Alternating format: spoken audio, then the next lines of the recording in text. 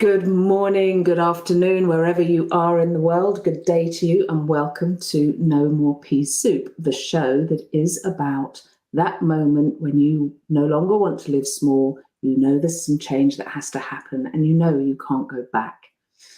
So today, I, Fiona Ross, the Queen of Kings, am in discussion with Ian Dinwiddy, and we are talking all things inspiring dads.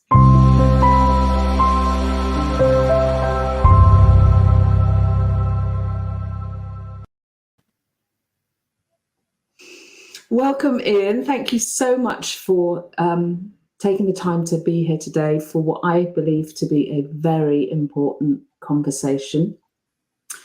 I know in your bio you have come from a corporate background. You've been twice a stay-at-home dad. And the bit that I do want to get into the conversation somewhere is about you being a rugby umpire. or hockey, in fact, Fiona. But you know, yeah, it was rugby. It's all blowing whistles. Yeah, it's all blowing whistles and keeping order. Yeah, exactly. Very much the same thing, I think. I apologise. So a hockey umpire. So Ian, tell me a little bit about why you felt the need to set up the company that you run, Inspiring Dads. What was your motivation to do that? Well, thank you very much for having me, Fiona. I'm looking forward to having this conversation. We've obviously spoken a couple of times in the past, and really interesting to kind of delve a bit into the backstory. I think as business owners, as entrepreneurs, we kind of forget where we came from and why. And sometimes it takes having a conversation with someone else to kind of reflect a little bit. And I think it's important for everyone, but important for men, for dads, and for everyone really to think about where they kind of came from. So I suppose in many ways, my story kind of goes way back to kind of childhood in hindsight. Our mum had multiple sclerosis. She diagnosed when I was about 11 years old. And some of those gender roles within the household, the home, that, traditional roles where, mum did stuff for dad, she did stuff for the kids, she took on a lot of that domestic labor. That didn't really happen for us growing up in the 1980s. Is that it was much more equitable than that at home. And I think that probably in some ways kind of reflect, sort of inform kind of how Lisa and I, my wife Lisa, how we kind of treated sort of parenthood in many ways, and what we wanted out of it, and how we didn't necessarily see male and female kind of gendered roles as necessarily being something we had to do, something that didn't actually work for us financially either. And right. So, I mean, I guess in many ways it came out from becoming a dad in the first place. My daughter Freya was born in 2010, and I was working as a management consultant. I then went to 4 days a week. And I kind of flexed that fifth day, that day I had with the family was kind of fitted around work. I had 2 weeks of statutory paternity leave. And I've got to admit, Fiona, it was a little bit of a shock because I didn't, until my pay slip came through, I assumed somewhat naively that 2 weeks of paternity leave was actually full pay. And it wasn't in my business. My business were brilliant, amazingly flexible in how I did things. They got me a project that was in London. But a little bit of a shock is actually, oh, hang on, there's this two-tier system, which is part of kind of where sort of the work that I do with dads comes in, is that my wife had 6 months fully paid maternity leave, and I had 2 weeks of statutory. And so I think in those days, I kind of realized that it was, you kind of know, even before you become a parent, that there are systems and expectations and assumptions about the role of men and women in terms of caregiving, that's children or kind of older adults and sort of caregiving more generally. And you kind of understand that, but until you face it, then I don't think you really realize how much sort of the society and the system around kind of parenting is set up to support mums largely. And I think in many ways, dads are an afterthought. And so right. I guess a lot of how Inspiring Dads came about was my sense of wanting to help men to feel like less of an afterthought and right. have great choices and be able to make great choices in their relationships and with their partners when it comes to parenting.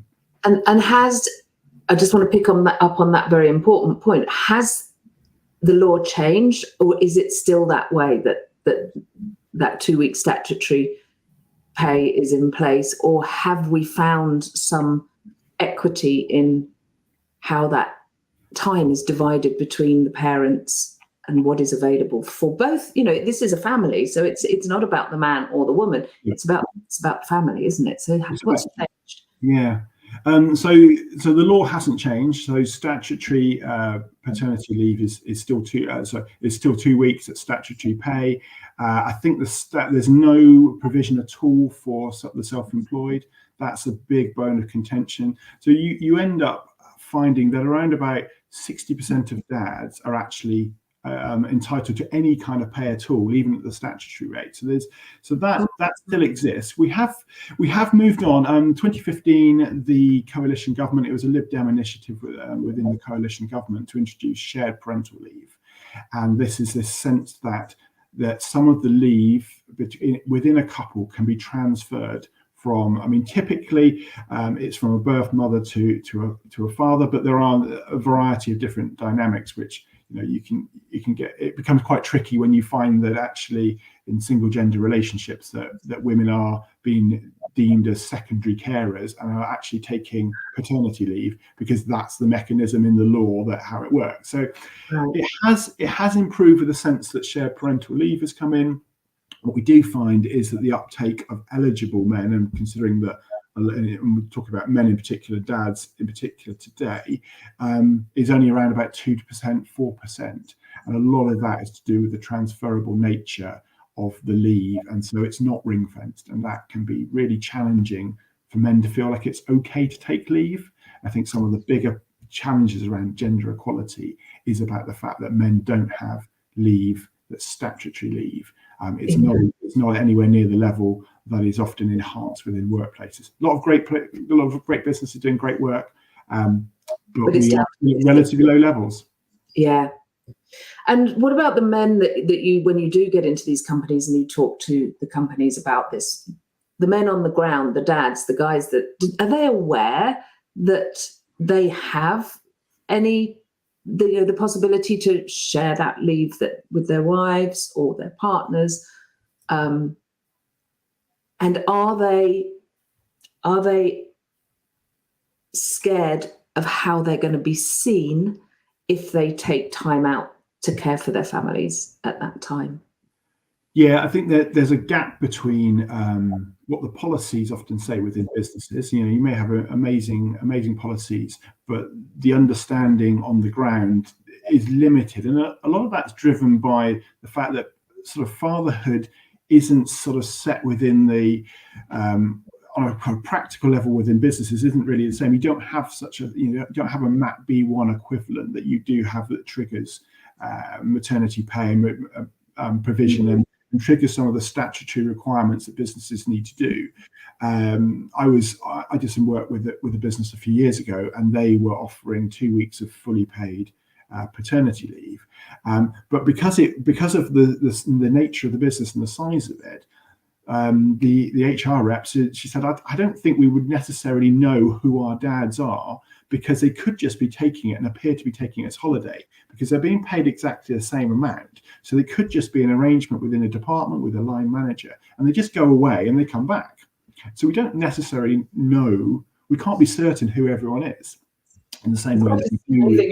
Attitude, isn't it, in many ways? I think it was because I challenged. So how would you know? How would you know in this area of the business? How would you know who the dads are? So actually, we might not. She said, I hope we do, but we might not. And so there's always a gap, I think, with understanding what your sort of rights are, what the opportunities are in many ways. A lot of people don't understand. There's another thing. It's called parental leave. Confusing. There's a lot of use of the word parental and leave, but within the first 18 years of a child's life, then parents can take up to 18 weeks in total of unpaid leave to support their children, or however they want to do it. That's really kind of, and I hope I got that right. Actually, someone may well pick me up on that. But it's really inconsistently understood, I would say. So yes, even if as you say, Fiona, even if men understand exactly what the opportunities are, they may not feel comfortable taking the leave.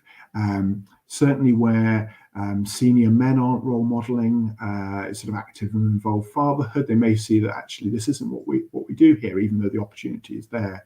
Japan have some amazing statutory parental leave, paternity leave, but men generally don't take it because it's culturally seen as something it's not something we do, and that's obviously on a countrywide basis.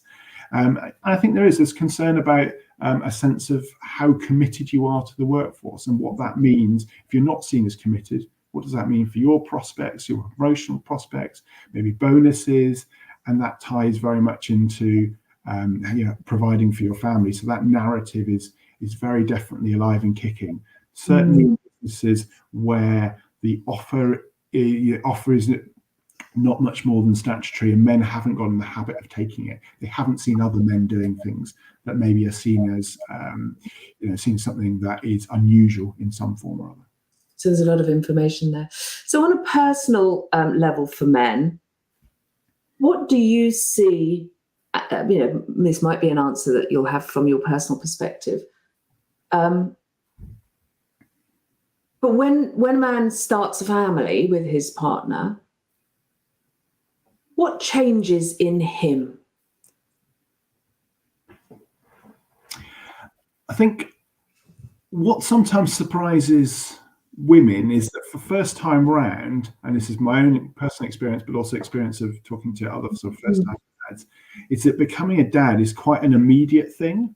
Because we don't carry the baby, it's kind of like you are given, and this would be the same for same for single gender, where you're not carrying the baby. It's perhaps that sense of immediately suddenly you are a dad. And I very clearly remember holding Freya and looking at Freya and that experience in a way that sadly I don't remember for my second, for Struan. Sorry Struan, but I don't remember it. But that immediate, that first time experience, and suddenly you're a dad. In many ways, we do know that men suffer. I think something like 10%. NCT found that 10% of men will experience depression during their partner's pregnancy, and the incidence of mental health challenges is also greater sort of in the first year, sort of after birth, than it is for men more generally. So there are some issues there around mental health side of things. But yeah, you suddenly become a dad, and you're faced with, in some ways, I sort of talk about sort of emotional impact, but also practical impact. Yes. Sleep being high up, certainly high up on the practical thing. But I talk about a kind of a diamond being pulled in different directions, where you've got a desire to be providing for your family, so working hard, to be a perfect partner. You want to be a great dad, but you also want to have time for yourself.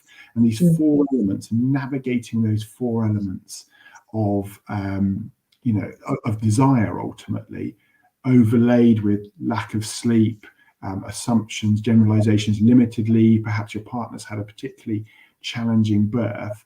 Those 2 weeks of leave can be very, very short. It can be very fractious.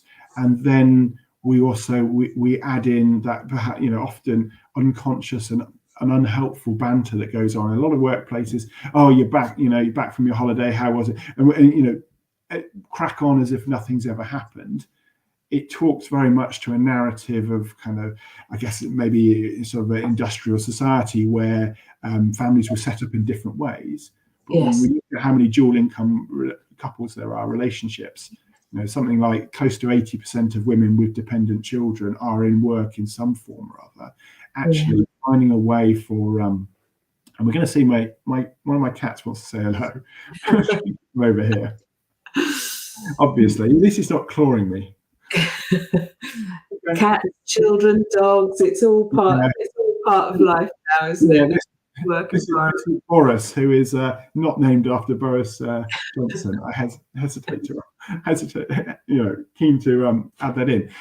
But what we find is that men find it difficult to process the intensity of the experience, and don't necessarily have perhaps the communication skills or the networks to help them to kind of thrive in that environment, or at the very least to survive.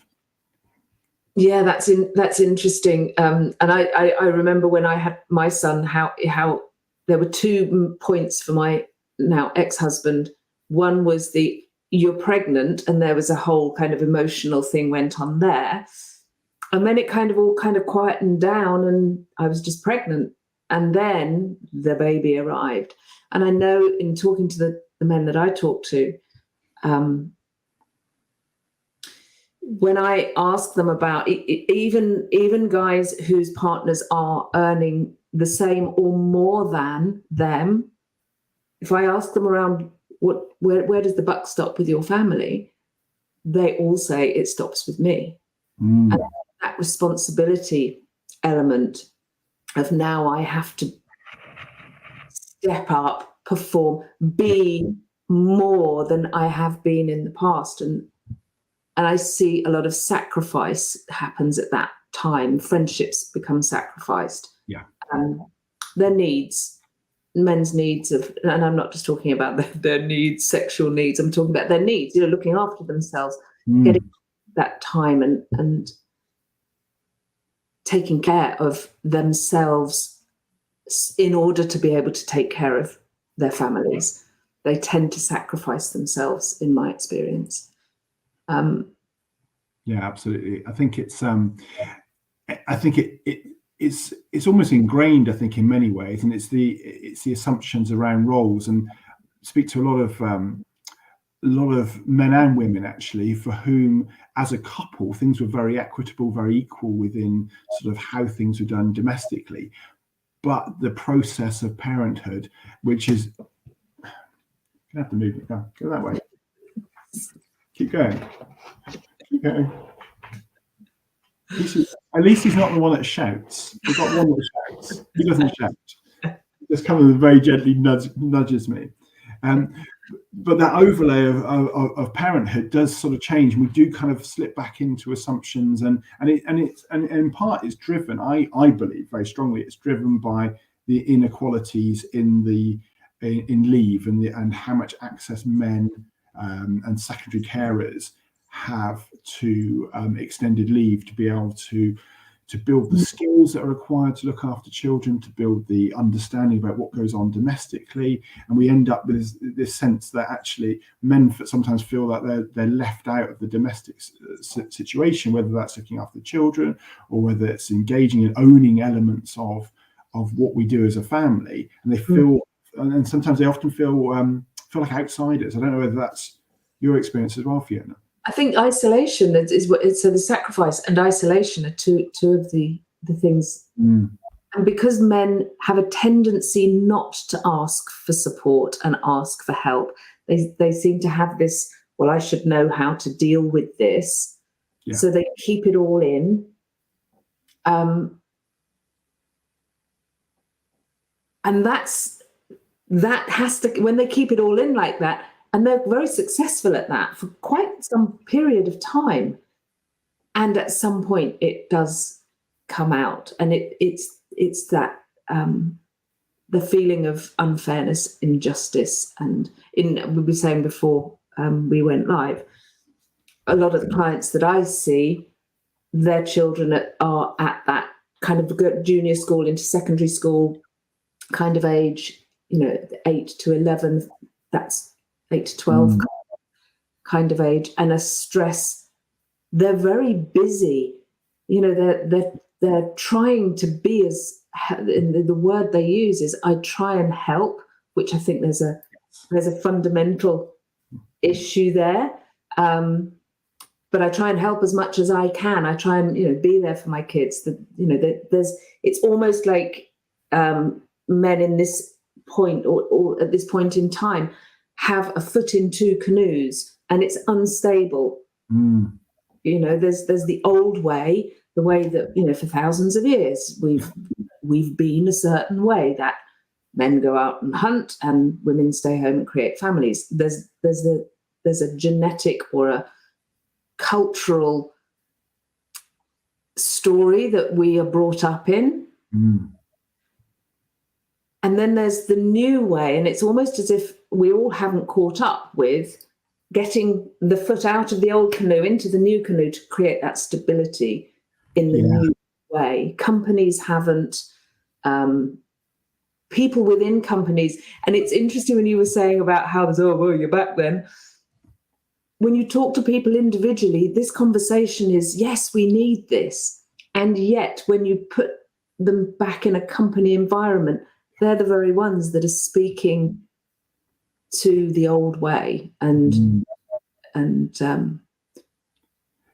complicated. I think it's a complicated time to be a man for a variety of reasons. Certainly, I would say maybe the last 20. I don't know. Maybe last 20 years. It's difficult to know. I mean, I'm 40. How old am I? 45. I'm 45.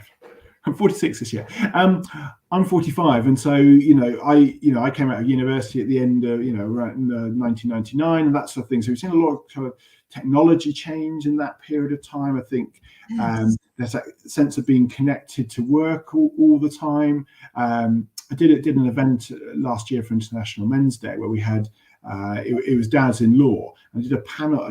I moderated a panel discussion, and we had a man who was older. He was in his mid 50s, maybe late 50s, and he talked about the time when actually you didn't have a laptop. You worked at work, you left, and then the BlackBerry generation came in that sense of trying to be everything to everyone.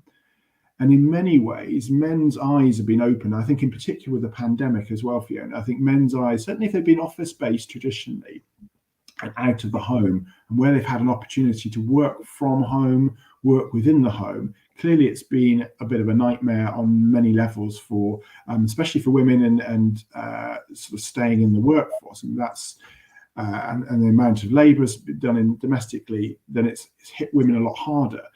But men have started to see a different way of living and a different way of being connected to their children. Often they talk about children. I don't know whether it's the same for you. I find men tend to talk as much about building the relationship with their children, perhaps aren't thinking quite so much about actually you need to have, if you're going to stay together, you probably need to be focusing as much on your partner's needs as it is on your children's needs. And I think men tend to miss a trick on how they go about it. I think sometimes they presume that everything with their partner is okay. They're not really looking at the signs that maybe things aren't going so well. There's this kind of, we're married, we've got a family, it's okay. They tick that box. I don't need to really look at the signs that maybe things aren't going so well. And I don't think they question the trajectory of if this is happening now when your children are 5 and 6 and 7, if you don't shift into a different way of being, the trajectory of that does not bode well. No, there was a piece probably about 3-4 years ago now, a journalist called Matt Rudd writing in the Times, and he interviewed men who were commuting out of London Victoria Station and Waterloo as well. And the article was called "Why Aren't More Middle-Aged Men Happy?" And it kind of looked at this sense of trajectory that you talk about, and actually men realizing where they were, which was with large mortgages, demanding jobs away from the home. They almost had two lives. They had this work life that they had to maintain, and they had a family life that they weren't really feeling connected and committed to. And those divergent trajectories had built up sort of relative, a while ago in many ways. That's a lot of what I really enjoy about kind of working with new dads in particular, is you're catching men at that point where everything's in flux. Yes, it's very, very stressful, but if you can put in place the right behavior, you contribute that trajectory. Start you make the interventions, or you set in place that foundation that allows you to to have a different outcome, and not perhaps the outcome that maybe your parents' generation had. Men I work with often talk about the dad they don't remember. They don't remember being, not that they were a bad dad, they just don't remember them being around particularly, and how that drives a sense of wanting to be a different kind of father. And that's interesting, because in those days when dad physically wasn't around, yes, I don't remember him being around. But what seems to be happening now, and you spoke to it earlier about the new way that we're working, we're connected all the time, everything's on the phone, we've got a laptop at home. The the day is stretchy. It's presence I'm hearing that is gone. Men are not present at home because, and probably women as well. We are talking about men in this program. So, but people are not present. So the children see dad, but he's not connected. He's on his phone. He's thinking about something else. He's got another 2 hours of work to get done, or he feels he's got another 2 hours of work to get done. Once the kids are in bed, we go back to it. And those are the things that I'd see a lot of, this unpicking of the family unit, because the connections, we're in the room, but we're not in the room. Yeah, I think the device angle is key. I mean, I was doing a coaching call this morning where that was kind of how we sort of finished up with it. And I'm far from perfect, but I do try and it's kind of compartmentalizing and not allowing things to kind of drift and merge into each other. I think it is hard. I think the phone is usually the trigger. It's the checking of something. It's the browsing. It's the you suddenly realize your child is asking you a question, and they're asking you again because you are there but you just haven't, you're zoned out into somewhere else. And I think we are all guilty of it. Especially when things are busy and you've got deadlines to hit, or your particular project is really important. And I know a lot of my clients, they hold quite responsible positions. And one guy I was talking to a while ago, and he was working from home now because things have changed. So this boundaryless space, and his work day was going on because there was a lot to do. His work day was going on till 10 and 11 o'clock at night. And then he was getting a lot of grief because you're not here, you're always working. And I said, and he was really stressed. And I said, go back to a time when that wasn't, when things were easier. And he said, I used to get a certain train, and I had to get the bus to get to the train station. And if I missed that bus, I missed the train, and then and so I would get my work finished by a certain time in order to catch that piece of transport to get him home. He said, now I don't do that. The day can just drift on. And actually just placing I have finished my day alarm on the phone kind of thing, it makes him actually work more efficiently because he gets done what he needs to get done. So he's present for meal times, bedtimes. And he might go back and do an hour after 10 o'clock at night. But it's radically changed the way he's experiencing his life, and I think that's the really important bit. It's such an important. I think I mean my wife Lisa, I know she goes into the office sort of 2 days a week at the moment. I think they're going to go back to 3, and she's a lawyer, and she does miss that kind of transition on the train. But certainly spoken lots of individuals about that sort of that kind of transition time, isn't it, between one and the other, and how you manage that. I think it's such a tricky one. I've got a client who has an entire kind of mental routine where he imagines himself on a boat, Sydney, Manly Beach in Sydney, and it's a sailboat, and he has this entire thing to kind of decompress and to separate his time. And so he'll dive into the water, and then he'll swim up to the beach, and he'll visualize it. And he'll come out, and he I can't remember what it is now, but he has a little few words that he says, and now my day is complete, or something like that. And he goes through this routine, and that's how he kind of separates it, which is really powerful.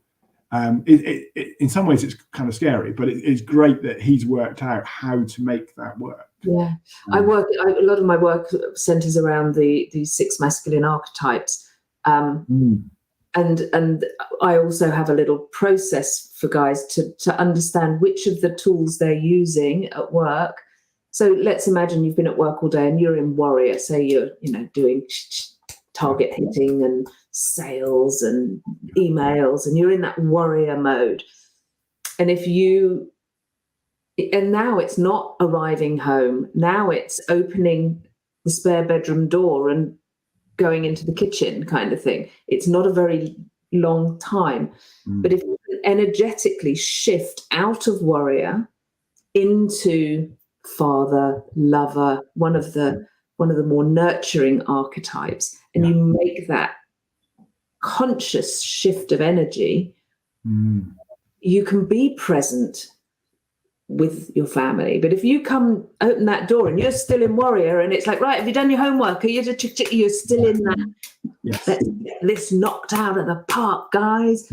Yeah. It's an assault, an energetic assault, when your kids are all, maybe they've done their homework and they're chilling. They're winding down. Yeah, I think that it's that word conscious. I think, Fiona, is so key.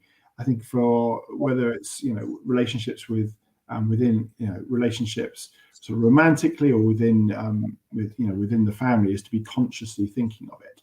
I think that's one of the challenges and one of the things that I really enjoy about the coaching that I do, and whether it's group coaching or one-to-one, is around helping men to be much more conscious about what they want to achieve and how they're going to achieve that.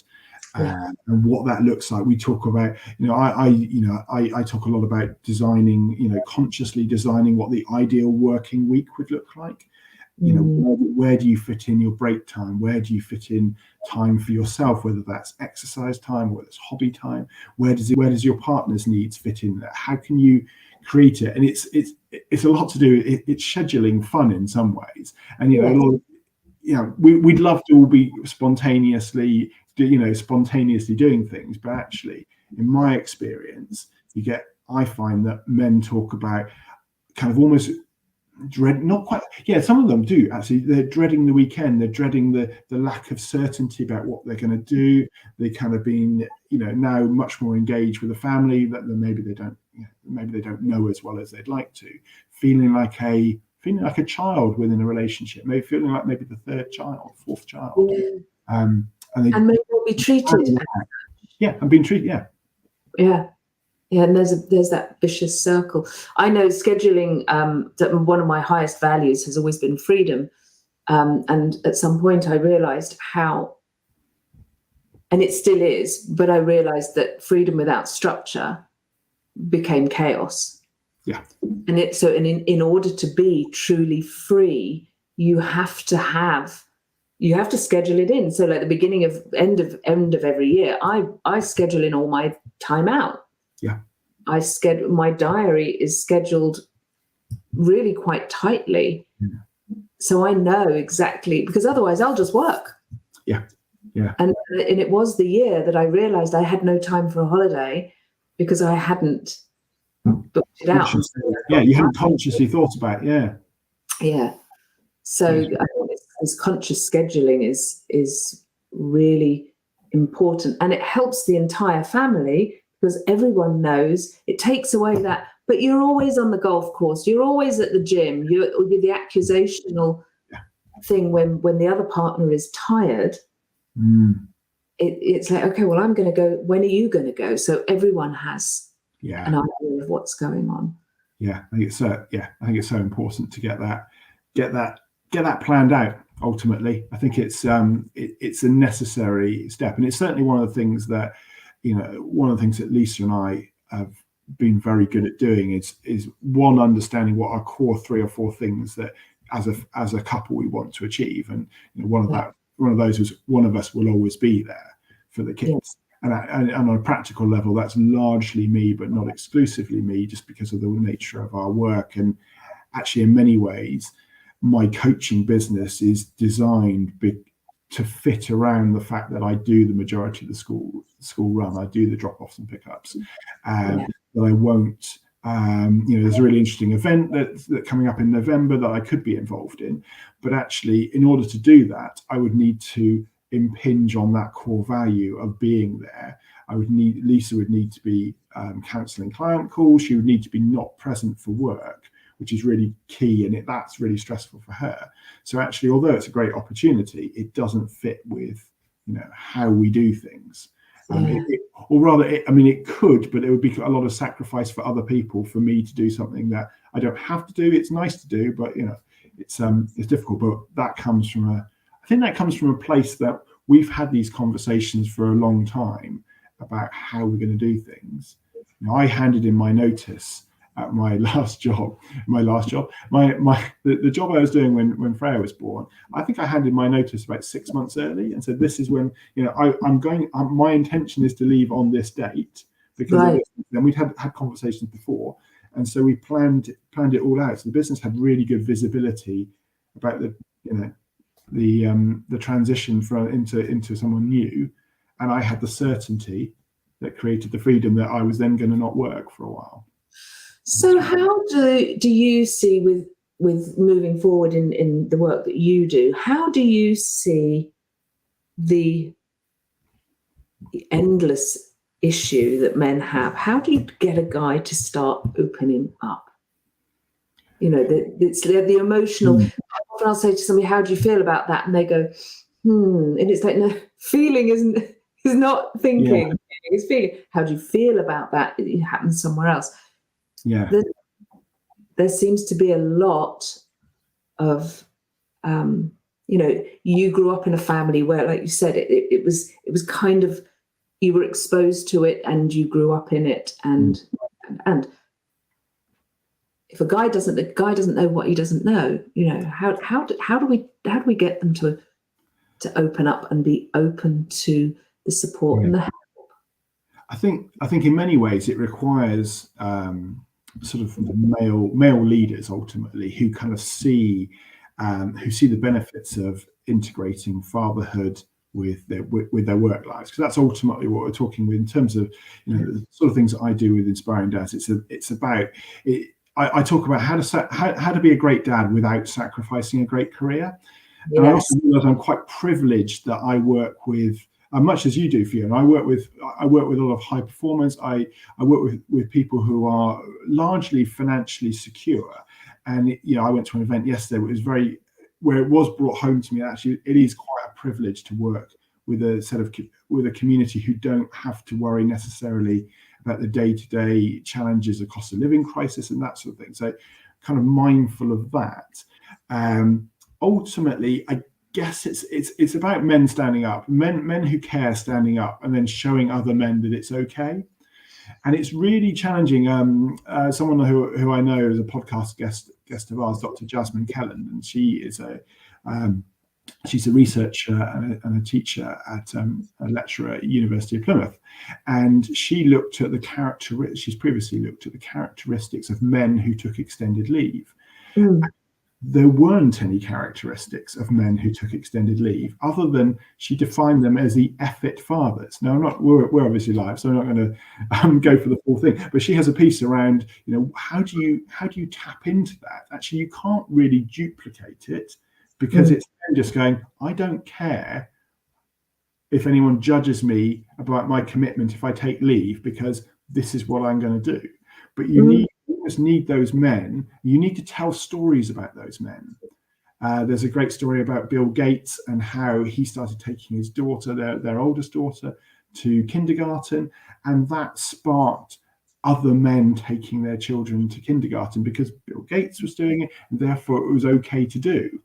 And so that element is really, really important, especially when we can see types of flexible working, remote working, possibly. And there are a whole variety, obviously, of what we might call flexible working. If that's seen as perks for senior leadership, because it's related to possibly golf or some kind of socializing that men might do senior men might do, who are often leaders in businesses, or if we see it as a perk in inverted commas for mums, then we don't get to see individual men who are looking to progress in the workplace of actually taking and doing things differently, because maybe they have to ask for flexible working. If they have to ask, then they're like, well, I don't want to be the one who asks, but telling those stories, and then may actually let's get men together. So, right, okay, we've got these great role models who are actually men who have perhaps worked 4 days a week, they've been promoted. Here's a great story for other men. Okay, actually, men want some of this. Yeah. Government Behavioural Insights team and Santander and another bank did some research into about a year ago, I think. Now they did some research into men's attitudes towards taking leave, and one of the things that they found was men massively underestimated how supportive other men, their competitors, their cohort, the people that might want to might ultimately be going for the same job. They massively underestimated how supportive they would be of their own personal desire. So 99% of men wanted to take extended leave. I think this was in this example, but the assumption was that only about 70% of their compatriots would be supportive of that. And it's a called pluralistic ignorance. And it's that sense that we believe that not everyone believes what we do. And so shining a light on that, and when the researchers then had with a separate group of men then said, actually 99% of you want to be supportive, how likely are you to take leave now? Oh, actually, well, if everyone's going to do it, then I'll be there and doing it. Yeah. And I think that triggers that sense of we all feel the same way is a really great starting point to get men to open up. And actually, it's a little bit like, well, I don't want to be the first who admits it's hard. And I think we get that with men and women, but I think men perhaps aren't as comfortable expressing the vulnerability because that's not something that's necessarily socially acceptable. And getting men, but I think when you get men together to talk about fatherhood, when they're in the room and talk about vulnerabilities and their challenges, men will talk. Absolutely, they will talk.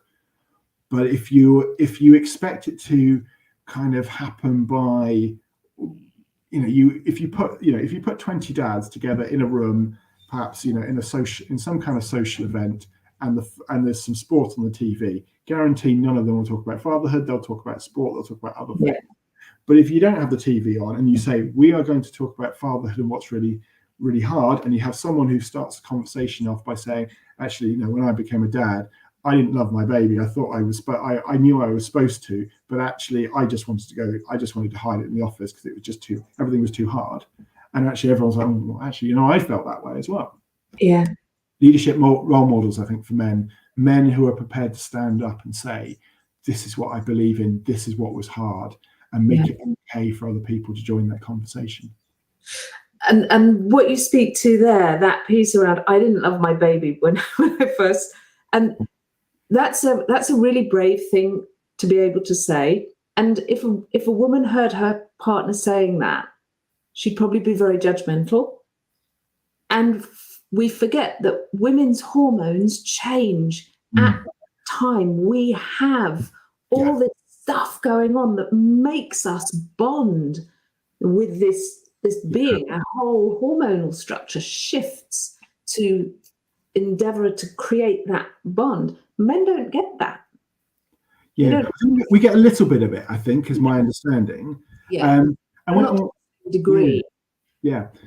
We talk about this within. So I have a group coaching program called the New Dads Accelerator, and module number 5 is about building a deeper relationship with your partner. One of the things that we talk about is maternal gatekeeping, and this sense of how the hormonal changes affects how a mum sees her role in relationship to the baby. By necessity, there's very good evolutionary reasons why the baby becomes center of the world, but also how men need to understand that it's a hormonal thing. It's been entirely natural that they may be left out of it, but they do need to keep engaging, because otherwise you become caught in this narrative. Mum knows best. Only mum can look after the baby. Only husband can't possibly be left in charge. Dad just doesn't have the skills. Well, there's a reason why dad doesn't have the skills, because he hasn't had the opportunity. So understanding that sense of that protection and narrative, that's really, really important. Yeah. There's a long way to helping men to understand, actually, I understand now what's happening. I understand it's part of the raising of the protection ultimately of a young baby. But I also know that I need to keep kind of finding ways in there to support and ultimately to help. I think I don't like the word help when we talked about it before. I don't really like the word help in terms of parenting, because it suggests a primary and secondary caring responsibility. I think in those very early days, you are talking about help. You're talking about you're talking about learning particularly challenging skills under particularly difficult circumstances. So in many ways, you are helping, but you're also sharing. And I think if you can, helping men to understand, that's my favourite part of the course, helping men to understand what the mental load is, what maternal gatekeeping is, how you can then use that knowledge to build a more equitable foundation for you as a family, will go a long way to, I think, setting that trajectory in the right direction. Yeah. And we spoke earlier a little bit, we hinted on this, men understanding what they need. This is something that's quite fundamental to the work I do. And often I'll ask that question, have you ever looked at your needs? And the usual, it comes up that twice a week or, every night. It's like, no, we're not, that might be one of your needs. That intimacy may well be a massive part of your needs. But what about the other needs as a man? And certainly something that I notice with my clients is that their friendship groups drop away. Yeah. And they're the only contact, it used to be they went down the pub, and even that's changed. Yeah. But you look at men that when they were young, your university time, you usually see guys have big social groups. They've got a lot of friends, and over time, and they reach this middle age area, it's maybe only Christmas cards. And if you're coming your way, we'll call in and have a pint, but they're not connecting and maintaining friendships. It could be alone time, exercise, sorting that testosterone. Men have huge amounts of testosterone. And that needs to be moved through the body. And often then they're living quite sedentary lives, so that it gets all kind of like, in them. Yeah. And they're not getting in those things. Or it might just be a significant piece of, a lot of the guys I talk to, they'll say, well, I used to be in a band, or I used to be go rock climbing, or I was semi-pro footballer, or, lots of things that gave them real significance that they don't have time for anymore. Yeah. I think, and that kind of loops around to the hockey umpiring, actually. Yes. When I was, so I was a management consultant. I did a lot of niche stuff in food retail and food manufacturing. That was the kind of stuff that I did. And then I obviously stopped, became a stay-at-home dad. And I remember people asking me, well, what do you do? I was like, I'm a management consultant, holding Freya, going, clearly, I'm moonlighting as this fatherhood kind of role. And it took me a while to kind of sort of almost accept around the identity piece. But I was fortunate, and I saw a lot of guys who struggled with that. I saw a lot of guys who, I used to go to a dad's group in Southwest London. I used to kind of specially go over there. Used to catch up with a friend of mine who was a police officer, so he was on shift pattern, so we could often do stuff together. Our daughter's very similar age, but there were men who were struggling to engage in a female environment. They were concerned about that. They didn't have the skills to they didn't feel comfortable for whatever reason, but also this sense of identity. And what I had was that on a Saturday, and I did this kind of pretty religiously every Saturday, I'd go and umpire a hockey match. So at the time I was a level 2 umpire, umpiring in the South region. So across, it could be anywhere down to Brighton. Actually, South region went up to Oxford University. So kind of a weird kind of Milton Keynes. It was this kind of thing. They were kind of 2 hours each way. But what was really important about that was that when I was on the pitch, I was the umpire. I was one of the umpires, one of the 2 umpires, and I had a degree of status within the game. I had a skill set that I could develop. I had a sense of purpose. I had a sense of being out of the family home as well, because I was, for large chunks, certainly when Lisa went back to work, then I had the full-time caring position, but I had an identity and almost an expert authority, which I think is quite an interesting kind of concept to think about, that's transcended the fatherhood piece, and in many ways kind of replaced the work concept. I mean, there's a lot said about consultants, but it's a relatively well regarded career in many ways, and you get to do interesting work with lots of interesting companies. But I had something that replaced it, and I think sometimes that kind of matters. It became much more core to my identity. And I've subsequently got promoted, took a step back, came back, still do it as much as I did in those days, where it was part of that. I needed to get out of the house. I needed that time to myself. But it was a lot to do status and identity. Yeah, identity, and I think that's what a lot of women find when they have a child. They do lose some level of identity, and it seems so sad that we have a culture that says being a parent is not somehow a legitimate reason to be and identity. And I can't think of anything really more important than if you have a child, being a good parent. And we have the narrative about how we describe the parenting role. So I was at an event yesterday at Parliament. I was talking to someone, a man called Robin, who I knew, and he was talking about how, and we were reflecting how you don't introduce yourself as a working dad, but you might well. But women often refer to themselves as working mums, or the narrative is around working dads. You have. Well, what do? You don't say, well, I'm a working. You might say you're a working mum, but a man wouldn't say I'm a working dad. He would say, oh, this is my job title, or whatever it might be. So that I think sometimes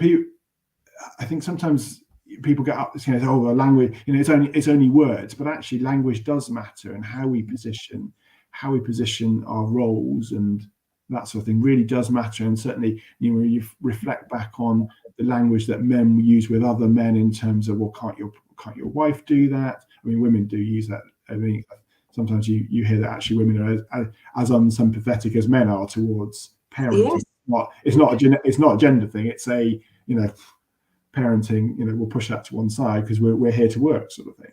But that kind of casual language can be quite damaging for the prospects of people feeling like they have the choice to do things that are not seen as seen as outside of the norm, that aren't sort of traditional roles. And so catching people with language. I've got a book here written by a friend of mine called Dads Don't Babysit, towards equal parenting.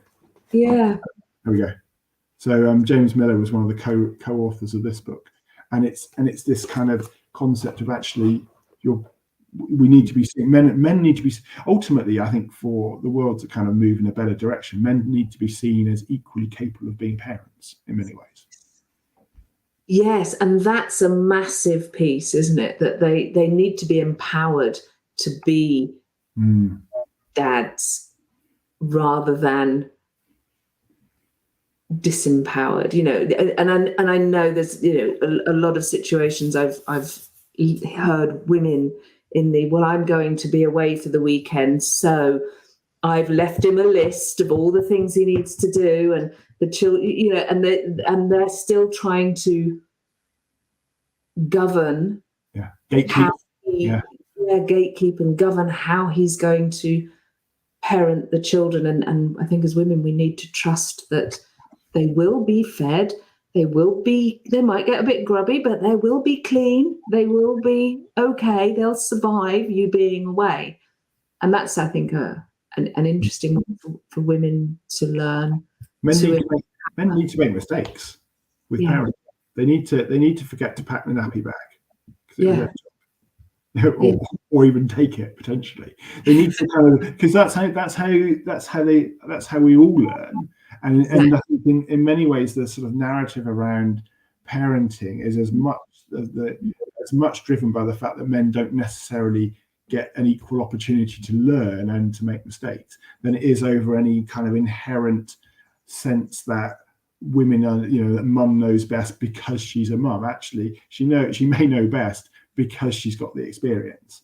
Yeah. And men who solo raise their children, they're not incompetent. They learn things, they made mistakes, and they're doing a great job. And you see that really clearly. But it's just not.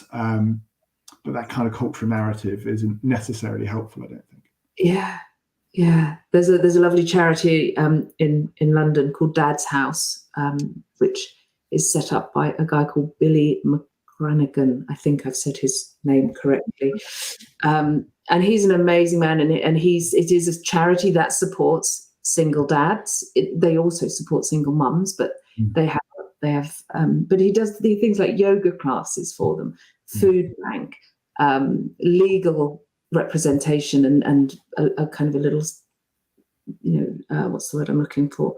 Somewhere where they can go and get some advice on situations. And he does amazing work with guys that are bringing up their children on their own. Yeah. A very inspiring gentleman who will be coming on the show at some point. I'll look out for that one. Yeah, definitely. Yeah, I'll hook you up with Billy, because he's an amazing human being. And through lockdown went from feeding 50 guys a week to over 1,000. Suddenly guys were coming to him in droves. And that's where ultimately, as I said before, I feel privileged to work with the type of clients I do, or the things I've chosen to, and finding a way to give back is something that came up quite clearly for me yesterday, certainly. We have Steve Hardison jumping in and saying, "Great job, you two, loving you both." Hi, Steve. Steve. Steve. Just so on a final note, I'd really like to just check in with you. What is the impact on the children when fathers are supported and present and understand their role as dads?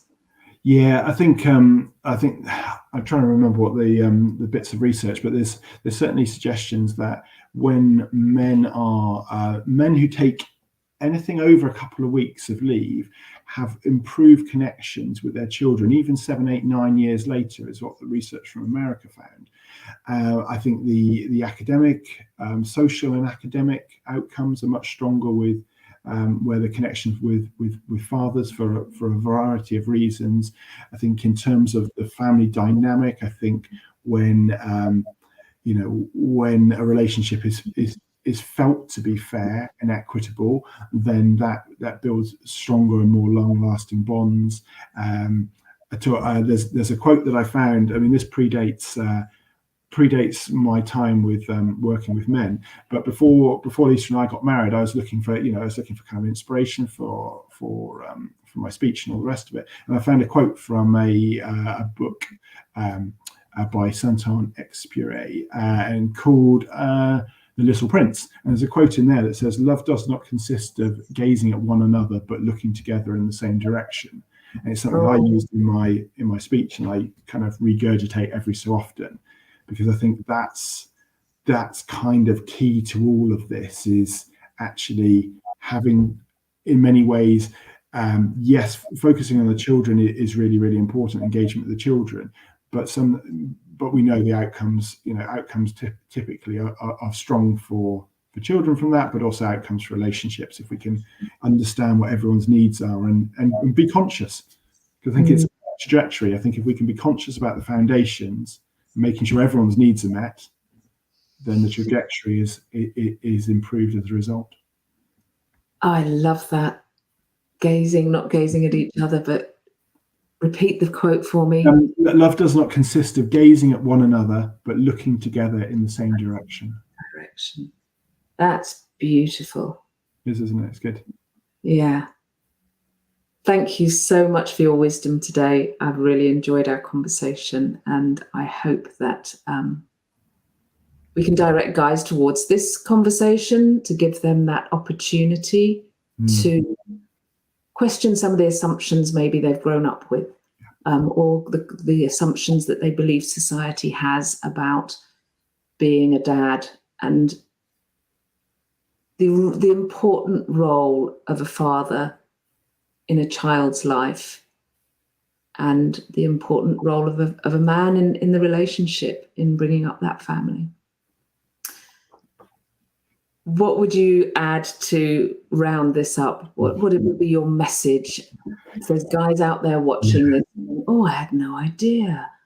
I guess it would be to say that traditionally, in many men's lives, fixing things sometimes just required a bigger hammer.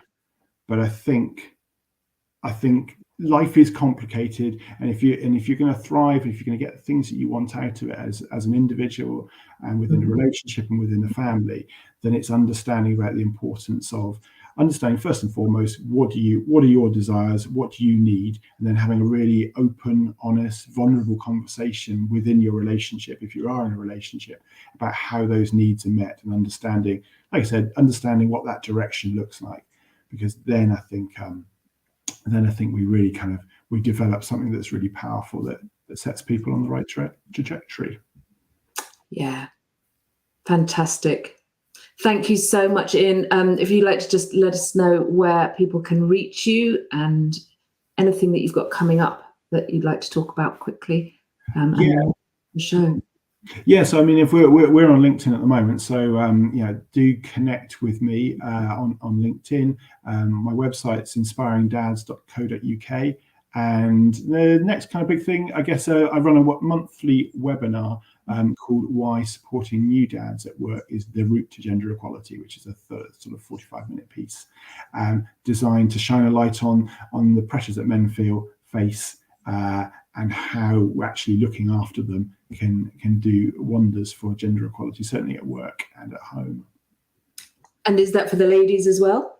It is very much for everyone. In particular, it's particularly aimed at businesses looking to support their new dads and look to understand why it matters, really. We don't just kind of leave men to their own devices because we assume they're okay, because actually demonstrate why they're not okay, what it means for what it means in terms of the assumptions that we make, and therefore what we can do about it. Thank you, Ian, and thank you for watching, and I hope this has been useful. Thank you, Fiona.